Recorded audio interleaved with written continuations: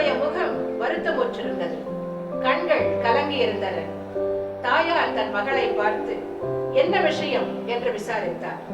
மகள் தன்னுடைய கஷ்டங்களை எல்லாம் ஒவ்வொன்றாக தாயாரிடம் சொன்னாள். இவற்றிலிருந்து எப்படி விடுபட போகிறேன் என்று தெரியவில்லை என்று கூறி தன் கண்களை துடைத்துக் கொண்டாள் மகள்.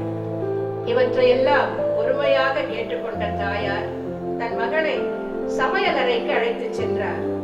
3 பாத்திரங்களில் தண்ணீரை ஊற்றி எரியும் அடுப்பிலே அதையெல்லாம் எடுத்து வைத்தார். சிறிது நேரத்தில் தண்ணீர் கொதிக்க ஆரம்பித்தது. ஒரு பாத்திரத்திலே கேரட்டை எடுத்து போட்டார். மற்றொரு பாத்திரத்தில் முட்டையை போட்டார். இன்னொரு பாத்திரத்தில் கொஞ்சம் காபி தூளை போட்டார். அந்த பெண்ணுக்கு எதுவும் புரியவில்லை. இருந்தாலும் அமைதியாக கவனித்துக் கொண்டிருந்தாள்.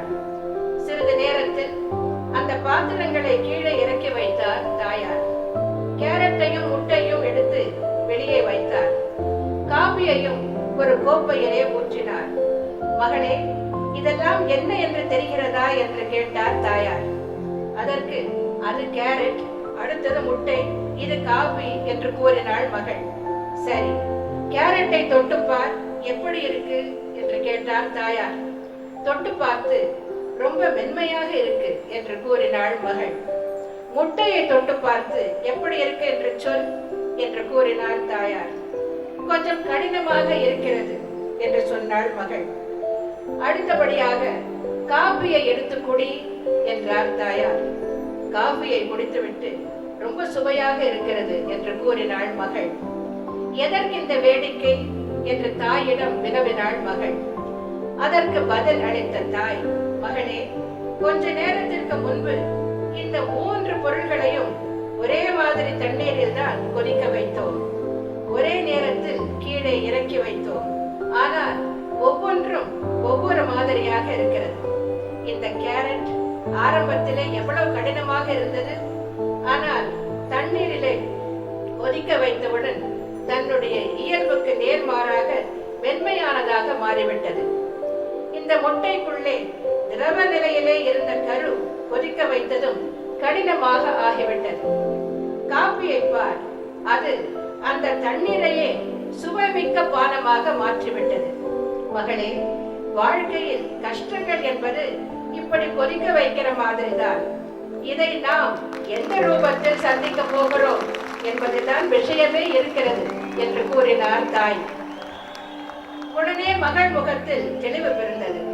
கண்களை துடைத்துக் கொண்டாள். கவலை மறந்து போய்விட்டது, பறந்து போய்விட்டது. முகத்தில் தெளிவு பிறந்தது.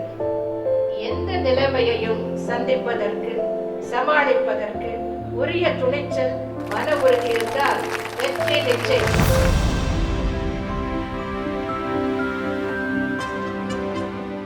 ஒரு ஊரில் வேலை வெட்டி இல்லாமல் ஒருவன் இருந்தான். அவனுக்கு திருமணம் செய்து வைத்தார்கள். மனைவியும் வந்து சேர்ந்தாள்.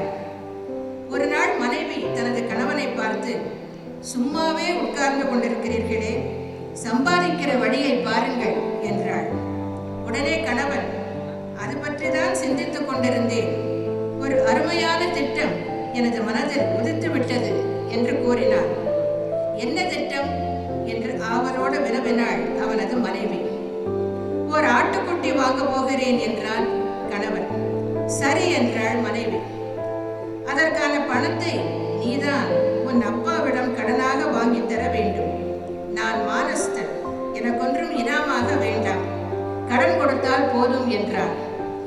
இந்த கதை நடந்த காலத்தில் உங்கள் அன்பு சகோதரின் அரசு இல்லை. இருந்திருந்தால் அவர்களுக்கு விலையில்லா ஆடுகள் வழங்கும் திட்டத்தின் கீழ் 4 ஆடுகள் கிடைத்திருக்கும். ஆட்டுக்குட்டியை வாங்கி என்ன செய்ய போகிறீர்கள் என்றாள் மனைவி. அதற்கு கணவன், அந்த குட்டி வளரும், பிறகு நிறைய குட்டிகள் போடும் என்றான். பிறகு என்ன செய்ய போகிறீர்கள் என்று கேட்டாள் மனைவி. அதையெல்லாம் சந்தையிலே கொண்டு போய் விற்றுவிட்டு அந்த காசுக்கு ஒரு பசுமாடு வாங்குவேன் என்றான் கணவன். அது எதற்கு என்று கேட்டாள் மனைவி. பசுமாடு நிறைய பால் கொடுக்கும். அதை கொண்டு போய் பால் பண்ணையிலே கொடுத்தால் நிறைய காசு கிடைக்கும். பாலையும் விற்கலாம், நாமும் காஃபி சாப்பிடலாம், உடல் நலம் இல்லாத எனது தந்தைக்கு குடிக்க பால் கொடுக்கலாம் என்றான் கணவன்.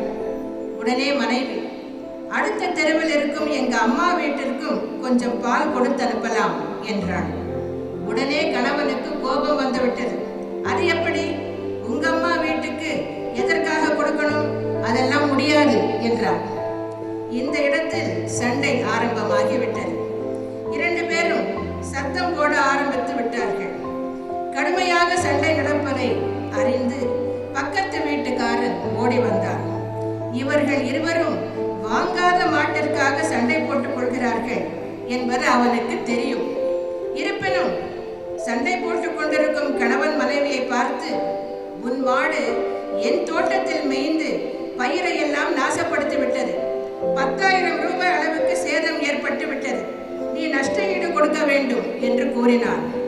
இதை கேட்டு அரண்டு போன கணவன் பக்கத்து வீட்டுக்காரனை பார்த்து, நான் இன்னும் மாடே வாங்கவில்லை, உனக்கு தோட்டமே இல்லை, மாடு எப்படி உன் தோட்டத்தில் மேயும், என்ன உளர்ற என்று கேட்டான்.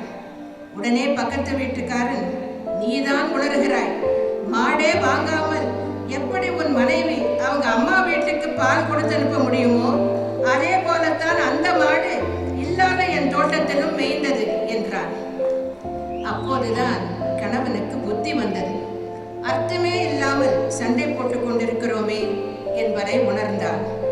இல்லாத விஷயத்திற்கு சண்டை போட்டுக்கொண்டு இல்லறத்தை வீணாக்கி கொண்டிருக்கிற மனிதர்கள் நிறைய பேர் இருக்கிறார்கள் என்பதைத்தான் இக்கதை நமக்கு உணர்த்துகிறது.